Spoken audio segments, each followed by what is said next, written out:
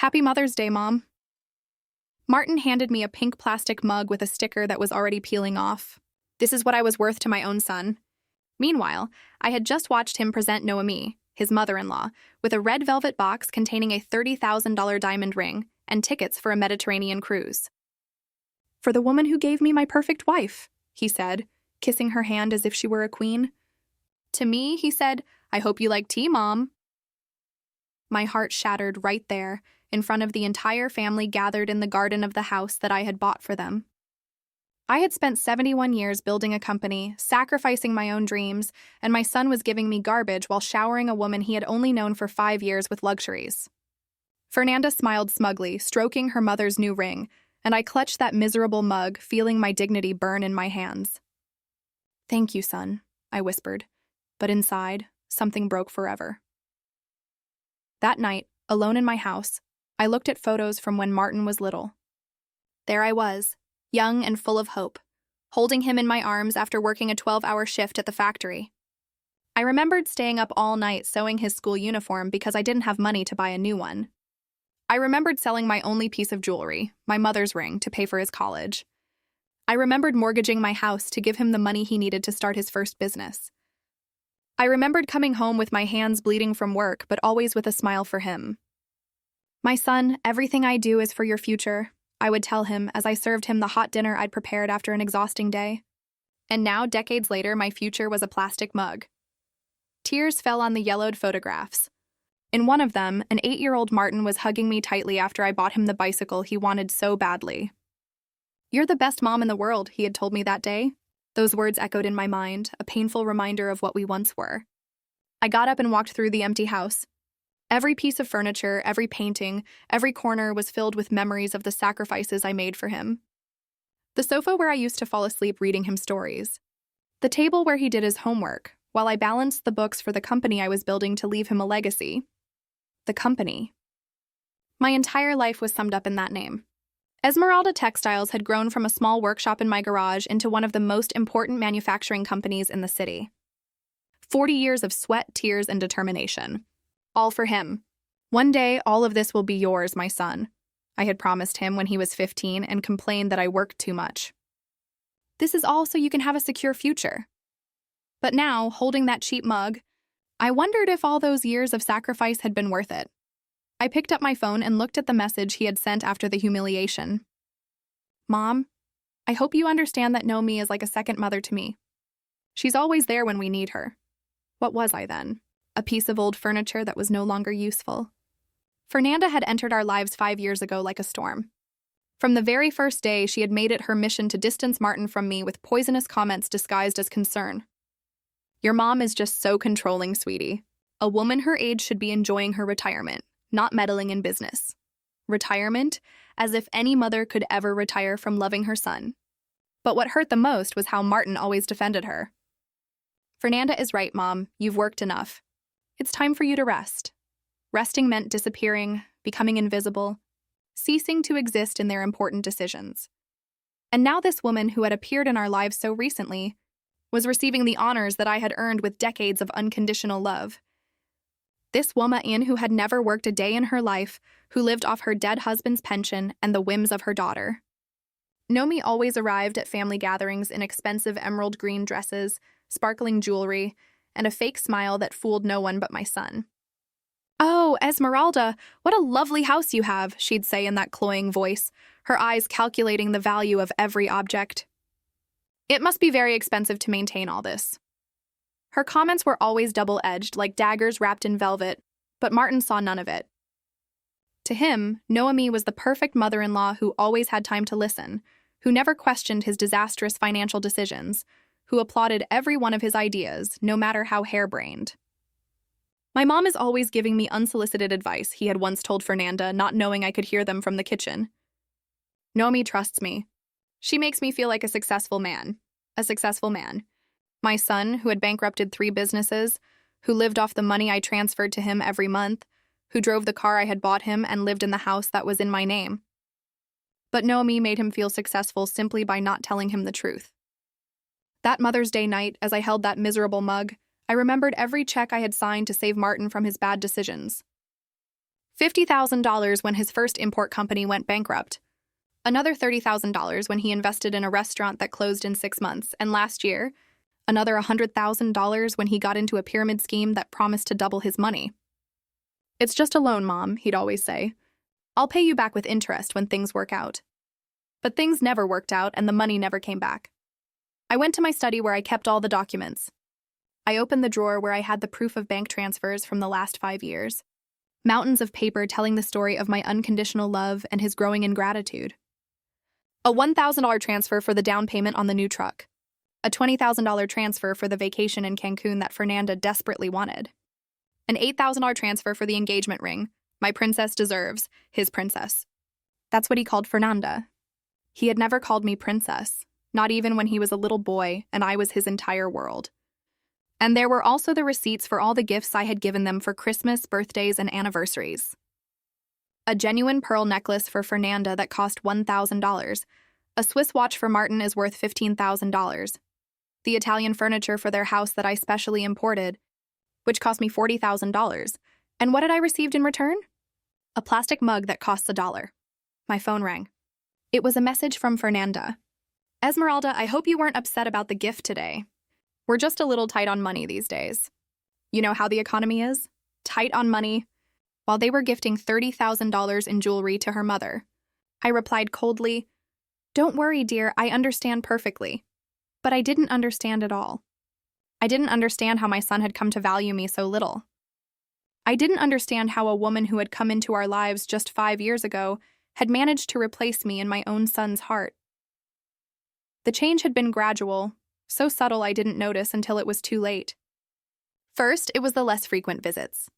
"Fernanda prefers we spend Sundays with her family, Mom." Then the shorter calls. "I'm in a hurry, I'll call you later." And finally, total indifference disguised as respect. "You're older now, Mom. You should be resting instead of worrying about us." Older. That word had become his excuse for everything. I was too old to have an opinion on his finances, too old to visit without calling first, too old to expect to be included in their family plans. But I wasn't too old to sign checks, to solve his financial problems, to be his lifeboat every time he sank under the weight of his bad decisions. That night, sitting in my study surrounded by receipts and proof of payment, I made a decision that would change everything forever. The next day, I woke up early as usual, but this time, instead of feeling the familiar weight of sadness, I felt something different, a cold clarity, as if I had woken from a long, confusing dream. I dressed in my gray business suit, the one I wore for important meetings, and headed to the office. "Good morning, Mrs. Esmeralda." Carmen, my secretary of 20 years, greeted me. "How was your Mother's Day?" "Revealing," I replied without stopping. "Carmen, I need you to get the bank on the line and then the accountant. We have important matters to resolve." I entered my office and took all the company's legal documents from the safe. Contracts, deeds, powers of attorney. 40 years of work summarized in those yellowed papers I had signed with the dream of building a legacy for my son. My phone vibrated. It was Martin. "Mom, did you deposit this month's money yet?" "Fernanda saw some baby furniture that's on sale." The baby. Fernanda was 3 months pregnant, and I had been the last to find out. "We forgot to tell you," Martin had said when he finally deigned to call me. With so many things on our minds, it just slipped. They had forgotten to tell me I was going to be a grandmother, but they never forgot to ask for money. I read the message again, and something inside me hardened. I wrote, "Martin, we need to talk. Come to the office this afternoon." "Is everything okay, Mom?" "Did something happen with the company?" "Yes, something is happening with the company." "Be here at 4. I hung up and dialed my lawyer's number. "Mr. Herrera, it's Esmeralda. I need to see you urgently. I want to make some changes to my documents." While waiting for my appointment, I reviewed the financial statements from the last 5 years. The numbers didn't lie. I had transferred over $500,000 to Martin in loans he never repaid. I had paid his debts, financed his whims, and solved his mistakes. On top of that, I had put the apartment where he lived in his name, given him 50% of the shares of one of my subsidiary companies, and signed a document naming him the beneficiary of my $2 million life insurance policy. All this while he gave me plastic mugs. Carmen came in with my coffee. "Ma'am, the bank is on line 1. I picked up the phone. "Mr. Martinez, this is Esmeralda Garcia.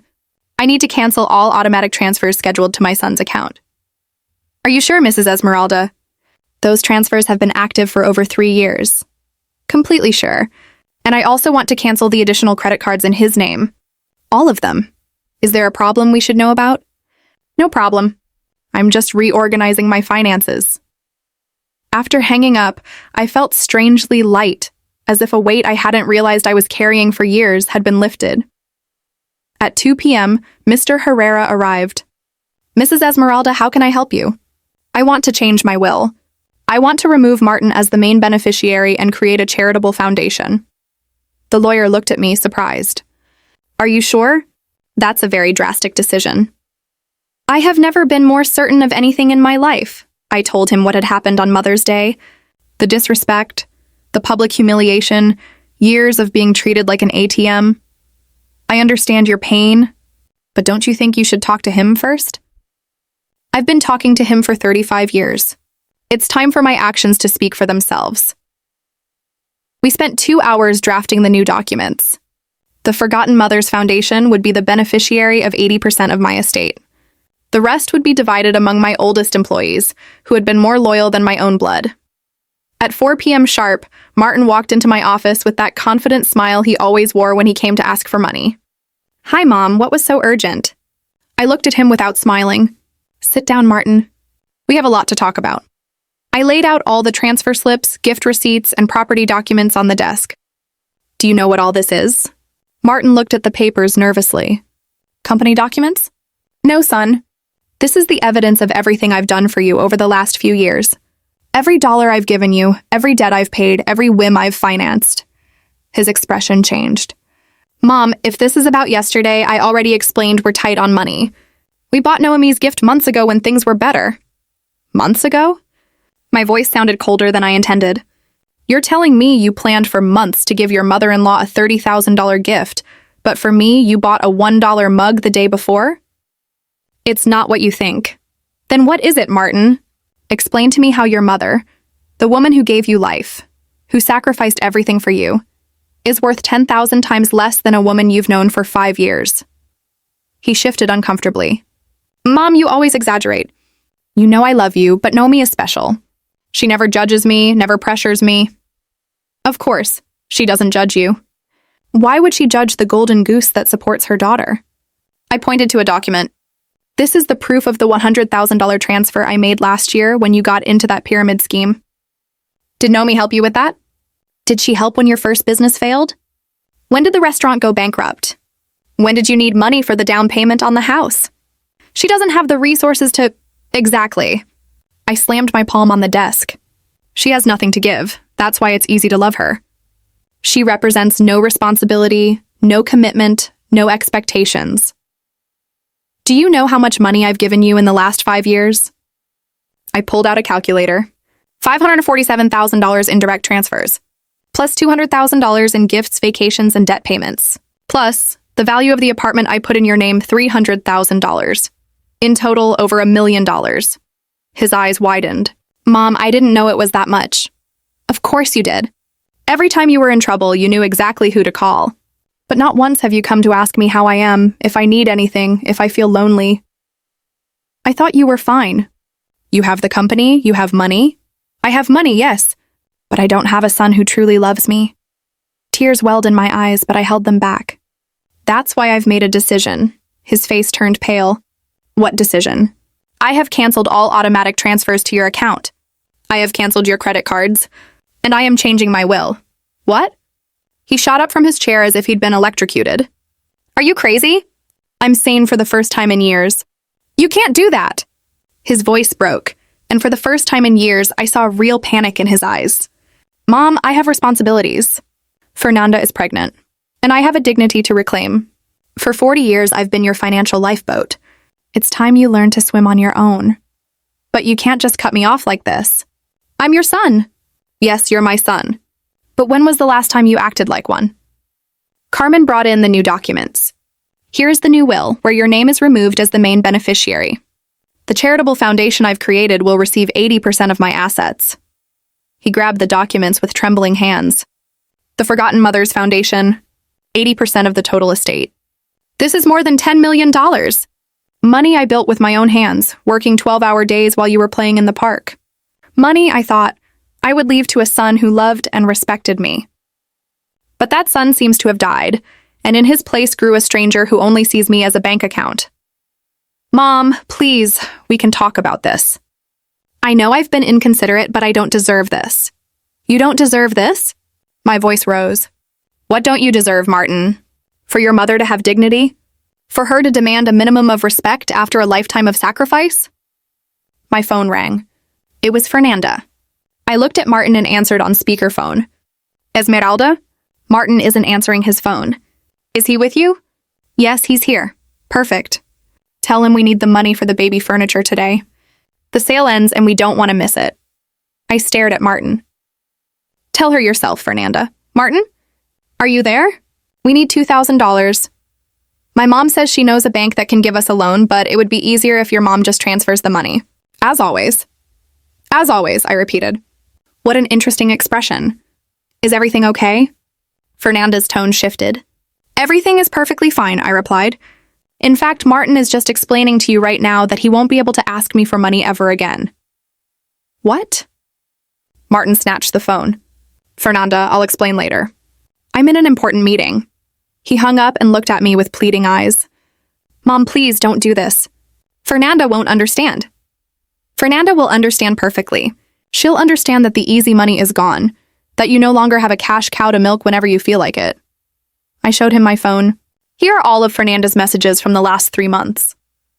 Esmeralda, we saw a beautiful crib. Esmeralda, we need to trade in the car for something safer for the baby. Esmeralda, my mom says that to be a grandmother, you should help us more with the pregnancy expenses. Your mother-in-law, a woman who barely knows me, is telling your wife how much money I should give you. He fell silent. I walked to the door but stopped and turned back to him. Do you know the saddest part of all this? When Noemí finds out that everything she received from you was actually my money, she will probably thank me more than you have in all these years. Mom, wait. No, Martin. I've waited long enough. I waited for you to mature. I waited for you to value me. I waited for you to realize everything I've done for you. I'm done waiting. I walked out and he followed me down the hall. Mom, you can't just leave like this. I stopped at the elevator. I've already resolved it. I signed the documents this morning. Your allowance is over. Your cards are canceled. And your inheritance is going to people who actually need it. The elevator doors opened. I stepped inside and turned to him one last time. Yes, you're my son. But I am no longer your ATM. The doors closed on his stunned face, mouth agape, eyes filled with panic. On the way to the hospital, my phone didn't stop ringing. It was Martin, but I didn't answer. I arrived and found Noemí in the waiting room with a bandage on her forehead. Esmeralda? What are you doing here? I'm here to pick you up. Apparently, I'm your emergency contact. Oh, right. Fernanda put your name down because you're the only one with a car available in the afternoons. Her casual, dismissive explanation confirmed all my suspicions. On the drive, I looked at her. Mrs. Noemí, do you know where the money for the ring you received yesterday came from?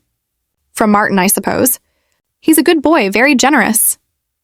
Very generous with his wife's family, I corrected. Because with me, his mother, he's anything but. I explained everything. That the $30,000 ring wasn't paid for with Martin's money, but with mine. That every month I transferred him money that ended up financing the gifts he gave her, while he gave me scraps. Her face paled. I didn't know. Of course you didn't. Because Martin and Fernanda have made sure you think he's a successful, prosperous man when the reality is that without my money, he couldn't even pay his rent. I showed her my phone, the history of transfers. I told her the house, the car, and even the cruise were all paid for by me indirectly. She covered her face with her hands. My God, I didn't know any of this. Well, now you do. And you also know that as of today, it's over. I'm no longer financing this charade. My phone rang again. It was Martin. I put it on speaker. Mom, where are you? Fernanda is going crazy. She says the credit cards aren't working. Hello, Martin. I'm here with your mother-in-law, explaining where the money for her gifts really came from. Noemí took the phone. Martin, is it true that your mother gives you money every month? You gave me gifts paid for with her money. You made me an accomplice to your ingratitude. His silence on the other end was an answer. Your mother just showed me you've received over $1 million from her and you give her plastic mugs, she scolded. I raised Fernanda alone after her father died. I never had money for luxuries, but she always had my love and respect. And now I find out my daughter is married to a man who doesn't know how to value the woman who gave him everything. She hung up and looked at me, her eyes full of tears. Esmeralda, I didn't know. If I had known, what would you have done differently? I would have told Fernanda to respect you. I would never have accepted such expensive gifts knowing they came from your sacrifice. It's not too late, she said firmly. I'm returning the ring, and I'm going to have a very serious talk with my daughter. That night, Martin was waiting for me at my house. Mom, we have to talk. We already talked. I was very clear. He followed me to the kitchen like a lost puppy. Fernanda is hysterical. The cards don't work. The bank says we no longer have access to the funds. Now she'll understand what it's like to live on a real budget. Mom, I know I messed up. I know I haven't valued you as you deserved. But you can't just cut everything off overnight. Why not? You cut off your respect for me overnight. You cut off your gratitude, your consideration, your love. Why can't I cut off my financial support? Just then, my 16-year-old niece, Katia, arrived. I had been raising her since my sister died 5 years ago. She saw Martin and greeted him coldly before hugging me. Are you okay, Grandma? I'm better than okay, my love. I'm free. Katia looked at Martin with disapproval. Is it true what Grandma says? Katia, things aren't that simple. They seem very simple to me, she said, sitting beside me. Grandma tells us how you never visit, how you only call when you need money. That's not, isn't it? Katia pulled out her phone. I have screenshots of all the messages Fernanda sends Grandma. Just endless requests for money. Martin turned pale. Katia stood up to him, a maturity beyond her years in her eyes. You know how many of my school events Grandma has come to this year? All of them. And you know how many you've come to? 0. These aren't adult problems, Uncle. This is basic decency. Any 5-year-old knows to be grateful to the person who takes care of them. I lost my mom 5 years ago, and since then, Grandma Esme has been more of a mother to me than you've been a son to her. Martin finally broke down. You're right. Everyone's right. I'm a horrible son.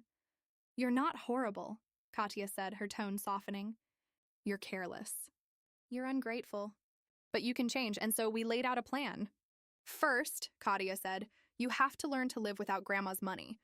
For at least a year. A full year, I confirmed. No transfers, no loans, no bailouts. You have to prove you can be a responsible man on your own. Second, I continued, you have to start treating me like your mother, not your bank. That means calling to say hello, visiting without asking for anything, including me in your family plans. And third, Katia added, you have to apologize to Grandma publicly in front of the whole family, especially Fernanda and Noemí. And if I do all that? Martin asked. If you do it from the heart for a full year, I said, I will consider restoring a part of your inheritance. But it will never be like before. I will never again be your unconditional financial safety net. 6 months later, my life had changed completely. I woke up each morning without the constant weight of Martin's financial problems. The first 2 months were chaotic. Martin called constantly, begging, promising, inventing fake emergencies. Fernanda even showed up at my house, screaming that I was a cruel grandmother endangering her unborn baby. But I held firm. It was Katia who sustained me, spending every afternoon at my house, filling the silence with her life and laughter. My Forgotten Mothers Foundation was up and running, helping dozens of elderly women abandoned by their families. Then, in May, I got a call. It wasn't for money.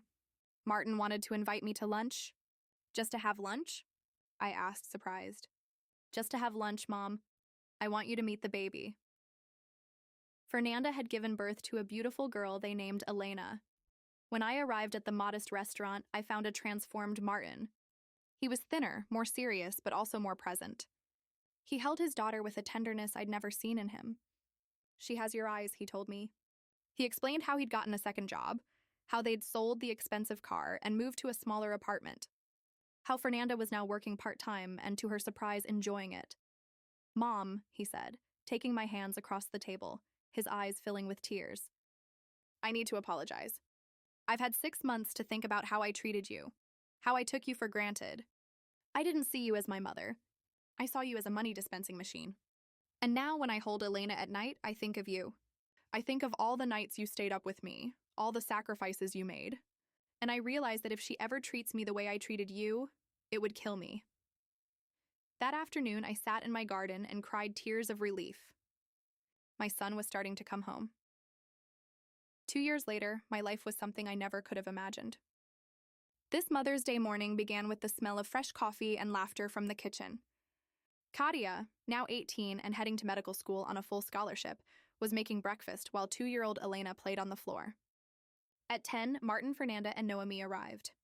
"Happy Mother's Day, Mom," Martin said, hugging me with a warmth that had been missing for years. He handed me a small, carefully wrapped box. "Before you open it," he said, "I want to read you something." He unfolded a piece of paper. "Dear Mom," he read, his voice thick with emotion, "it's been 2 years since you taught me the most important lesson of my life. I've learned that a mother's love is the greatest treasure a son can have, and that love isn't bought with money. It's earned with respect and gratitude." I opened the box. Inside was a simple silver ring with a small green stone, my favorite color. It was engraved, "For the woman who taught us the value of dignity." "It's not expensive," Martin said quickly. "We bought it with our own savings, putting aside a little money each month." Fernanda then presented me with a large photo album. It was filled with pictures of my life, from my youth to the present day, with handwritten notes from employees, friends, Katia, and even some of the women from my foundation. The last message was from Martin. "For 35 years, I thought being your son gave me rights. It took me too long to understand that being your son gave me responsibilities, to care for you, to value you, to make you proud. I promise that the last years of your life will be your best, because you finally have the son you always deserved." Tears streamed down my face. This simple ring and heartfelt album were worth more than all the jewels in the world.